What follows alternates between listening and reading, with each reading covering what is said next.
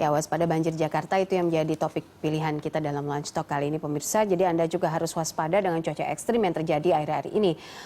Pak Denny, kita juga mendapatkan keterangan ini dari BMKG soal awan cumulonimbus, koreksi kalau saya salah, yang katanya terlihat juga di wilayah Indonesia. Nah, ini juga katanya menyebabkan kemungkinan terjadi curah hujan yang lebih dari 100 mm. Apa betul demikian? Dan apa dampak terparahnya dengan adanya awan ini?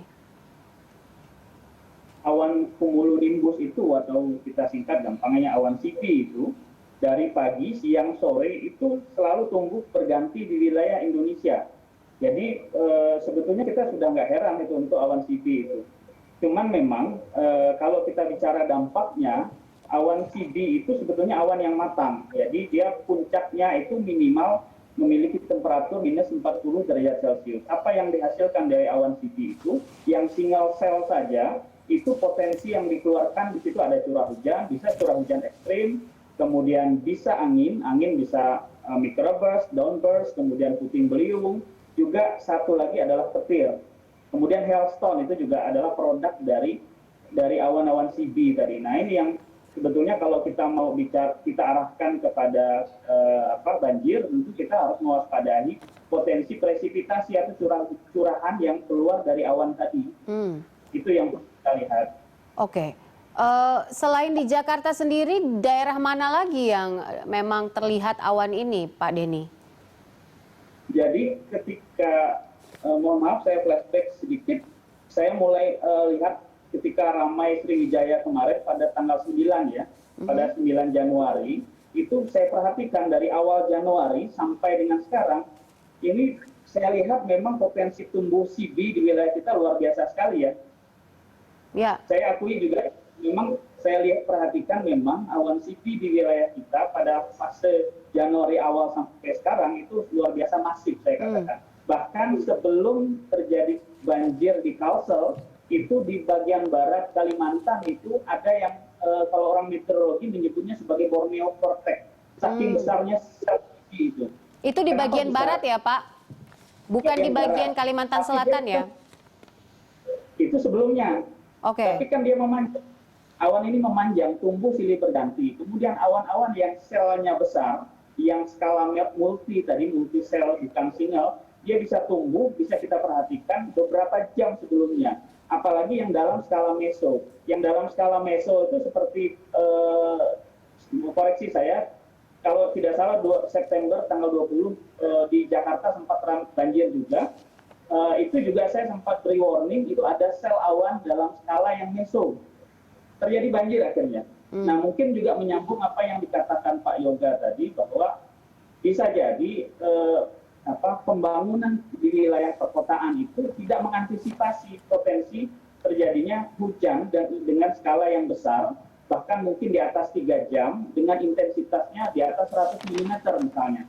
Di atas 100 mm aja saya pikir sudah banjir itu, apalagi bisa terjadi lebih dari 3 jam hujannya. Ini yang perlu kita perhatikan dalam tata kelola di perkotaan. Oke, 25 Januari ini kan diperkirakan katanya curah hujannya memang agak intensif begitu. Apakah memungkinkan bahwa curah hujan yang sangat intensif ini juga bisa memunculkan banjir, Pak Denny? Curah hujan itu sebetulnya trigger. Kami menyebutnya ada trigger terjadinya bencana hidrometeorologi. Ketika lahan tidak mampu menampung curahan air hujan yang begitu masif, maka terjadilah banjir.